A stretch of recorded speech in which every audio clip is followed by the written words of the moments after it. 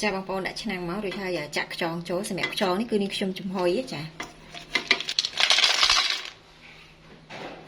ចាបន្តមកទៀតគល់ស្លឹកគ្រៃរំដេងស្លឹកក្រូចសើច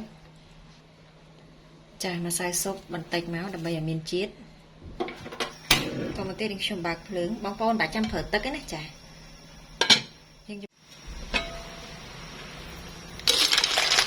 ចឹងយើងចំហុយប៉ុណ្ណឹងណាបងប្អូនចាបន្តមកនេះខ្ញុំបិទភ្លើងពេលថាយើងស្រង់ចេញចាបន្តមកបងប្អូនដាក់ខ្ទះរួចហើយបើកភ្លើងចាបន្តមកនេះខ្ញុំចាក់ប្រេងឆាចូលចាបន្តមកទៀតនេះខ្ញុំដាក់គ្រឿងកែងចូល2ស្លាបព្រាបាយ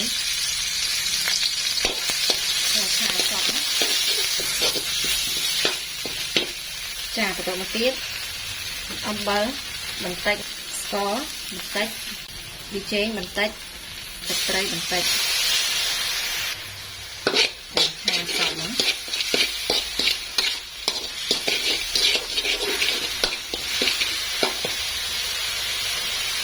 ចានេះខ្យងដែលខ្ញុំចំហុយមិញហ្នឹង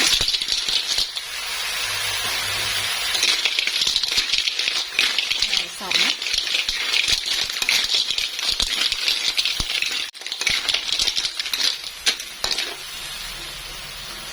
ចាបន្តមកទៀតម្ទេសស្លឹកក្រូចសើចសម្រាប់ឆានេះបើសិនជាបងប្អូនចង់បានទឹកបងប្អូនអាចបន្ថែមទឹកបានចាប៉ុន្តែនេះខ្ញុំឆាយកគោកឆារបៀបស្ងួតចាយូររាល់ហើយ